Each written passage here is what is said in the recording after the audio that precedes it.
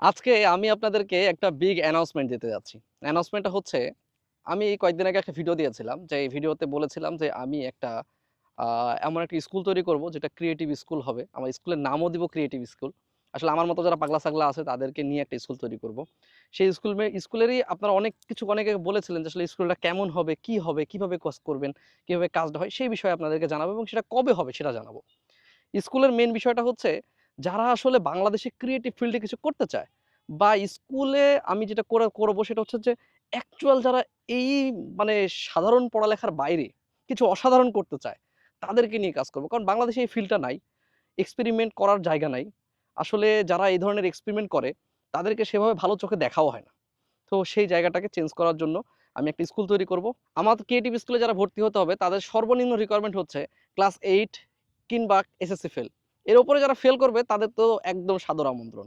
Intermediate fail, honours fail, আমি honours fail student. তো যারা আসলে এই ধরনের ফেল করছে ডিগ্রি, এই একমাত্র এইটাই রিকোয়ারমেন্ট সর্বপ্রথম।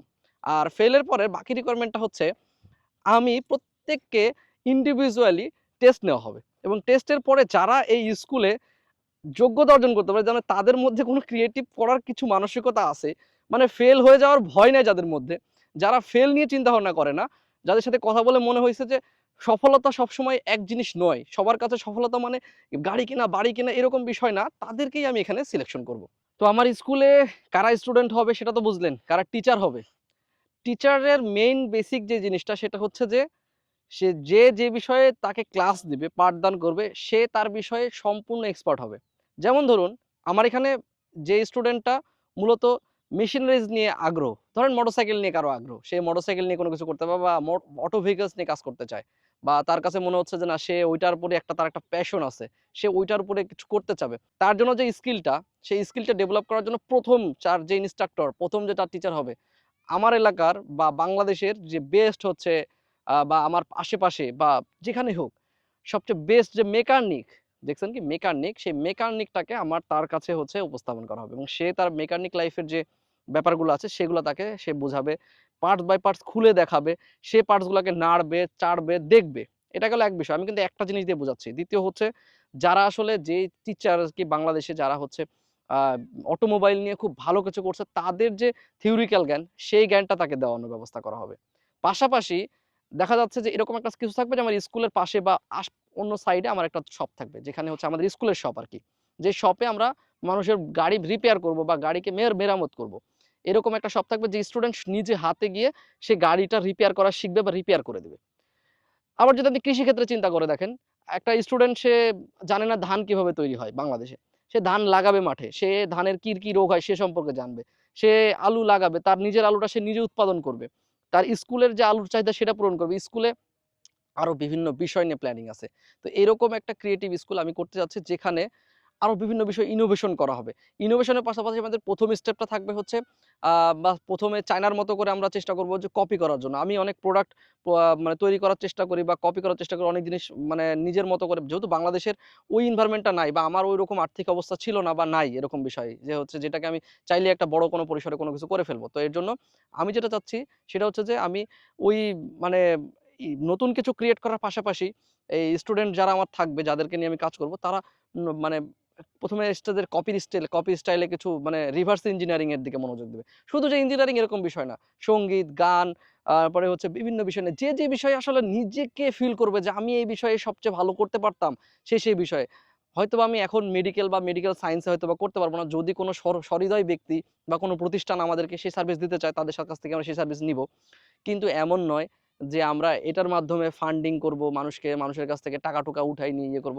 যদি কোনো সময় আমাদের স্কুলের জন্য ফান্ডিং প্রয়োজন পড়ে বা আমাদের স্কুলের কোনো টাকার প্রয়োজন পড়ে, স্কুল নিজে ইনকাম করবে। স্কুলের নিজস্ব ইনকাম সোর্স থাকবে। কারণ এই স্কুল থেকে শিখানোই হবে হচ্ছে ইনকাম কিভাবে করা হয়, ইনকাম কিভাবে করতে পারবেন বা ভালো কিছু করা যায়, কিভাবে প্রতিষ্ঠান তৈরি করতে হয়, নিজেকে কিভাবে বিল্ড আপ করতে হয়, কিভাবে একটা মাল্টিন্যাশনাল কোম্পানি তৈরি করার ব্যবস্থা করা যেতে পারে, কিভাবে থিংকিং গুলা নিয়ে আসা যায়।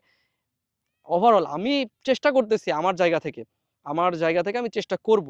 এখন ব্যাপার হচ্ছে যে স্কুল কিভাবে ফান্ডিং করবে, স্কুলের কিভাবে ফান্ড তৈরি হবে, স্কুল নিজেই একটা প্রতিষ্ঠানের মতো কাজ করবে এজ লাইক আপনার যে স্টুডেন্ট গুলা থাকবে তারা বিভিন্ন প্রোডাক্ট ক্রিয়েট করবে। সেই প্রোডাক্ট গুলাকে আমরা বিভিন্ন জায়গায় ডিস্ট্রিবিউট করব এবং ডিস্ট্রিবিউশনের যে প্রফিট, সেই প্রফিটটাকে আমরা শেয়ারিং অপশনে নিয়ে আসবো। দেখা যাচ্ছে যে একটা প্রোডাক্ট আমরা তৈরি করলাম 100 টাকা প্রফিট, সেই প্রফিটের মধ্যে স্টুডেন্টের জন্য 80 টাকা, যে স্টুডেন্ট তৈরি করলো সে 80 টাকা, স্কুলের জন্য 20 টাকা, সেই 20 টাকা আবার পরবর্তী রিসার্চের জন্য কাজ করবে। এরকমভাবে বিভিন্নভাবে কাজ করবে এবং স্টুডেন্ট লাইফ কতটুকু হবে, সে কত বছরের সে কোর্স বলেন আর হচ্ছে তার ডিগ্রি পাওয়া পর্যন্ত সে কতদিন পর্যন্ত অপেক্ষা করবে, বা এখানেই কোনো মাল্টিন্যাশনাল কোম্পানিকে নিয়ে আসা যায় কিনা এবং তারা এসে আমাদের স্টুডেন্টের মধ্যে থেকে তাদের কোম্পানির জন্য কি প্রয়োজন, মানে কোন স্টুডেন্টকে প্রয়োজন তাদেরকে নিয়ে যায় কিনা, সব বিষয়ে ইনশাল্লাহ আমরা চেষ্টা করব। এবং এমন কিছু করার জন্য যেটা আমরা পরবর্তীতে প্রত্যেকটা স্কুলের সাথে প্রত্যেকটা কলেজের জন্য দৃষ্টান্ত হয়ে যেতে পারে। এবং আমি এটাও থিঙ্কিং করছিলাম, যেহেতু আমরা এখন মাস লেভেলে করতে পারতেছি না বা এরকম আমরা মানে হযবরল কাজ করতে পারবো না, চিন্তা ভাবনা করছিলাম যে যারা স্কুল আছে স্কুল পর্যায়ে বা বিভিন্ন জায়গায় আমরা একটা সাব ট্রেনিং সেশন বা সাব টিচিং সেশন চালু করব, যে শুক্রবার বা শনিবার একটা দিন আমরা 3 ঘন্টা বা 4 ঘন্টার একটা বেসিক লার্নিং কিছু কোর্স তৈরি করার ব্যবস্থা করব। পরে ভাবলাম যে না, এরকম ভাবে করলে কি হবে, কোন দিকে মনোযোগ দিব, জাস্ট আমি আমার সেকশনে মনোযোগ দিব না ওই সেকশনে মনোযোগ দিব, সেটা পসিবল হয়ে উঠবে না। স্কুলটা ক্রিয়েট করি, তারপরে বাকি বিষয়গুলো আস্তে আস্তে আমরা যারা আমাদের আরো টিচার থাকবে তাদেরকে নিয়ে আমরা আসলে সামনে আগাবো। আর আপনাদের মধ্যে যদি কেউ স্কিল পারসন থাকেন, যারা আমার ভিডিও দেখছেন বা ভিডিও দেখবেন, ভবিষ্যতে হয়তো বা দেখবেন, এখন তো এটা 2025 সাল, যদি এরপরে কেউ ভিডিও দেখেন বা কোনো কিছু ইয়ে থাকেন, আমার এই প্রচেষ্টা আমি যতদিন বেঁচে থাকবো ততদিন চালু থাকবে। কেউ আসুক চাই না আসুক, কেউ পাগল বলুক আর ভালো বলুক, আপনাদের মধ্যে ভালো কেউ হচ্ছে নিজে জানেন যে আপনার নিজের থেকে মনে হয় যে আমি এই বিষয়টা খুব ভালো জানি, যেটা আমি শিখালে কাউকে সে ভালো কিছু করতে পারবে, আপনি আপনার জায়গা থেকে যদি পারেন তাহলে আমাদের সাথে যুক্ত হবেন। আমরা চেষ্টা করব ভালো কিছু দেশকে উপহার দেওয়ার জন্য। এখন বলতে পারেন ব্যাপারটা একটু কেমন জানি কোনো কিছুর সাথে মিলে যাচ্ছে। হ্যাঁ, মিলে যাচ্ছে। ব্যাপারটা হচ্ছে যে এই স্কুলটা মোটামুটি আপনারা যারা দেখছেন 'থ্রি ইডিয়ট' মুভি দেখছেন, 'থ্রি ইডিয়টস' মুভি। সেই মুভিতে আমির খানের যে স্কুলটা দেখছেন 'র‍্যানচোস স্কুল', সেই স্কুলের মোটামুটি ইন্সপায়ার্ড। মানে আমি নিজে ওই ছবিটা থেকে এত পরিমাণ ইন্সপায়ার্ড যে আমার লাইফটাকে মোটামুটি ওই ছবিটাই ঘুরাই দিছে। কারণ আমি এমন একটা ফ্যামিলি থেকে বিলং করি, যে ফ্যামিলি একেবারে নিম্ন মধ্যবিত্ত বা নিম্ন গরিব ফ্যামিলি বলতে পারেন, যেখানে সবাই চাকরি বলতেই বুঝে কিছু, বা আমার বাবাও সরকারি চাকরিজীবী ছিল।